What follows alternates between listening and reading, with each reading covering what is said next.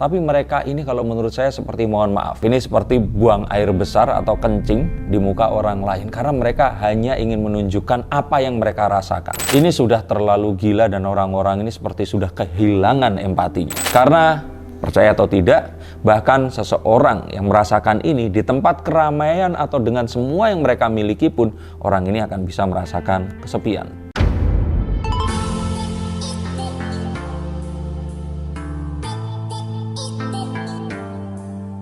Halo Science Seekers, kembali berjumpa bersama saya Denny Darko. Tidak ada yang namanya misteri, yang ada adalah tanda-tanda yang kita semua coba untuk mengerti. Saya ingat waktu saya melihat artis, jadi Raffi Ahmad waktu itu, dia takut terhadap rambutan.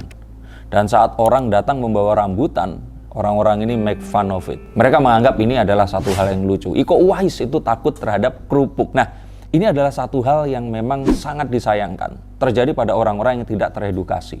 Mereka tidak tahu bahwa trauma terhadap satu hal itu membawa satu dampak psikologis. Tidak, ini saya nggak akan ngomong kalau Putri Delina ini trauma. Tapi bagaimana orang-orang ini tidak memberikan empati mereka dan langsung ngejudge atau mempergunakan apa yang mereka lihat ini untuk kepentingan mereka. Dalam artian saat orang trauma, terus mereka ini ketakutan, dia melihat lucunya orang ini kok takut terhadap benda yang seharusnya ini nggak membuat orang-orang itu takut. Nah, ini juga terjadi pada Putri Delina. Orang-orang ini menyalahkan dia, menganggap kalau nggak bersyukur, menganggap kalau lupa diri, menganggap cuman begitu saja kok nggak bisa move on. Karena ternyata memang Putri Delina ini belum move on dari kepergian Teh Lina Zubaidah, yang memang itu sudah lumayan lama dan mungkin untuk kebanyakan orang mereka mungkin sudah move on. Tapi ini adalah satu hal yang harus kalian waspada. Tidak hanya untuk keluarga Kang Sule yang tidak boleh lengah di sini, tapi juga untuk kalian semua yang mungkin saja kalian memiliki anggota keluarga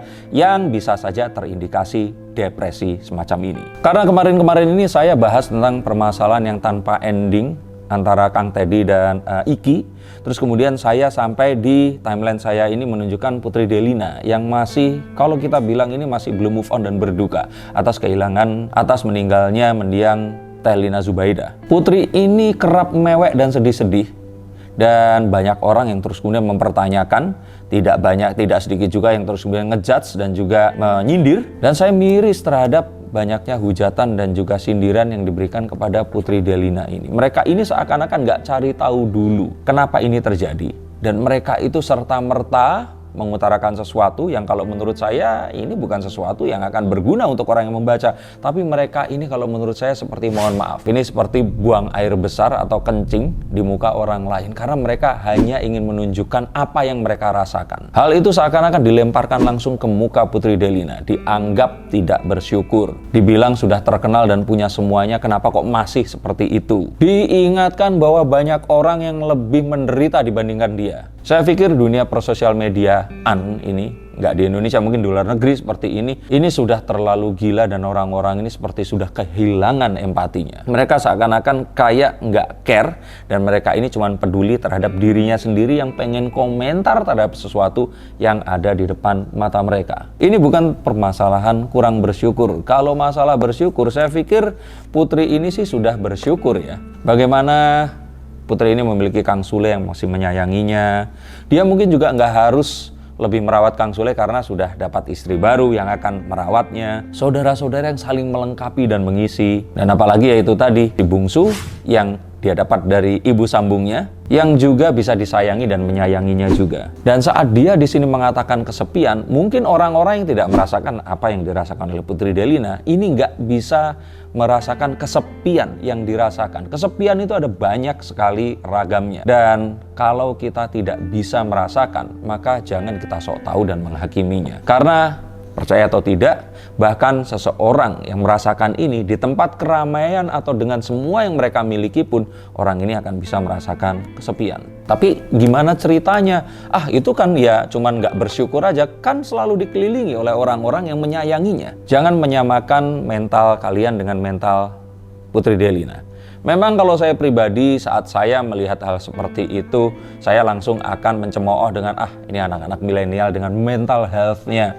Kenapa sih orang-orang dulu tuh kan nggak sebegitunya, stres dan sebagainya itu nggak pernah diupload di sosial media. Tapi satu hal di sini, saat sekarang hal ini ada, bukan berarti dulu ini tidak ada. Sosial media ini yang membuat orang-orang ini bisa menyuarakan kesepian dan juga perasaan mereka. Yang pasti kekuatan mental satu orang dan yang lainnya ini berbeda, dan jangan pernah samakan kekuatan mental kita dengan kekuatan mental orang yang lain. Sesuatu yang kalian anggap berat itu belum tentu akan berat juga kepada orang lain, dan begitu pula sebaliknya.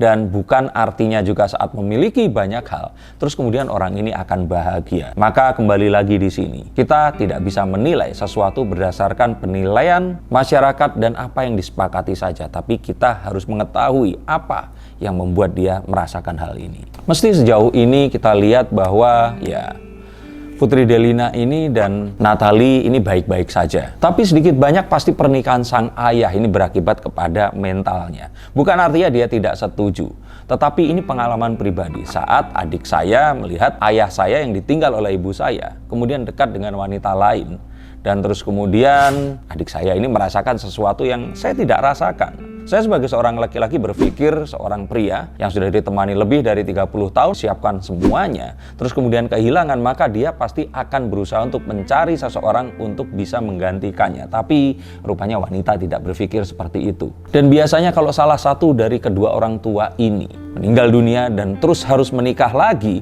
biasanya anak wanita yang lebih merasakan hal tersebut dibandingkan anak-anak pria seperti saya.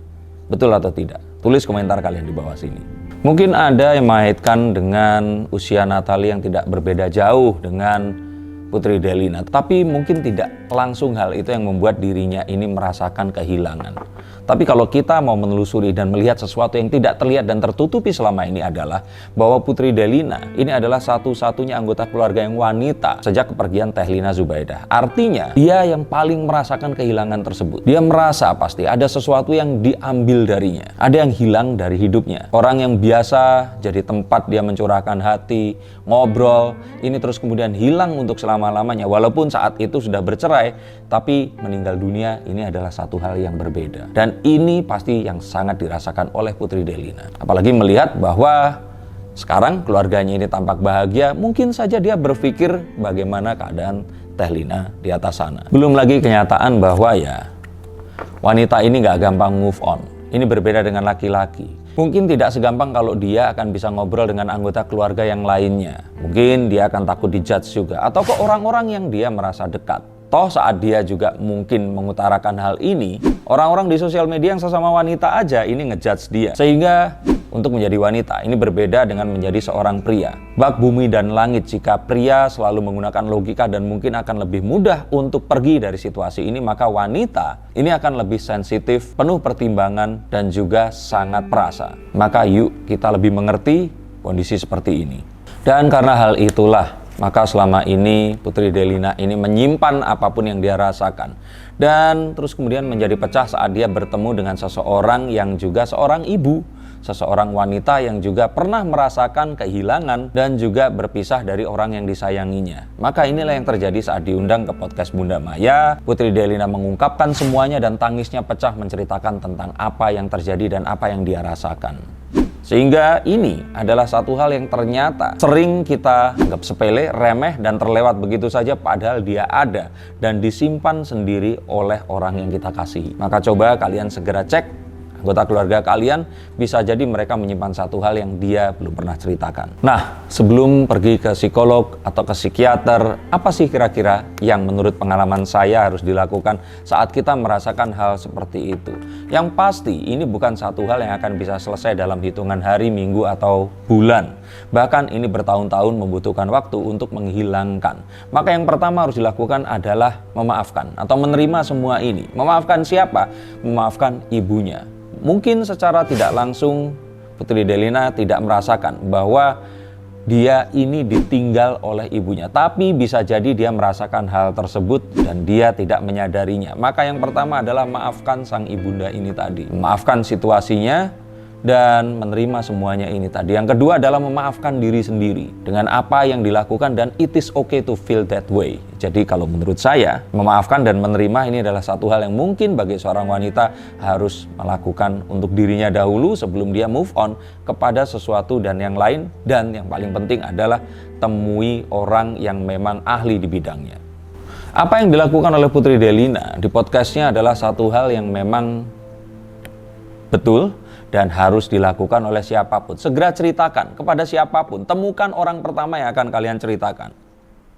Berikutnya, temui orang yang memang memiliki gelar di bidang ini dan berobat kepada mereka. Apakah ini adalah sebuah gangguan jiwa? Yes, ini adalah gangguan jiwa dan it is okay untuk kita mengalami gangguan jiwa. Sebenarnya kalau kita datang, semua orang, terutama yang di perkotaan, pasti mengalami gangguan jiwa. Mengakui bahwa ini adalah sesuatu yang harus kita sembuhkan, bertemu dengan orang yang memang ahli di bidangnya, sampaikan semuanya, apakah itu ketakutan, kekhawatiran, kebencian, sampaikan semuanya dan tidak ada yang salah tentang itu. Orang-orang seperti ini adalah orang yang butuh berteriak, bukan diteriaki, bukan dijudge dan dihakimi. Dan untuk pihak keluarga, ini harus waspada karena mereka lah orang pertama yang harusnya mengetahui, ikut membantu, dan bisa ada di saat orang-orang seperti Putri Delina ini membutuhkan. Maka selain pendampingan dan juga ditemani, kehilangan itu nggak akan pernah mudah untuk siapapun. Dan mungkin juga itu alasan Putri ingin merawat dan juga membesarkan Bintang, anak terakhir dari mendiang Teh Lina Zubaidah ini tadi. Mungkin Bintang ini adalah sosok yang nantinya akan bisa menggantikan kerinduannya kepada sang ibu. Dan bukanlah hak kita untuk menghakimi dan juga menilai posisi dan perasaan orang lain. Dan bukan hak kita juga untuk menghujat apa yang mereka lakukan dan bagaimana mereka menghadapi situasi ini tadi.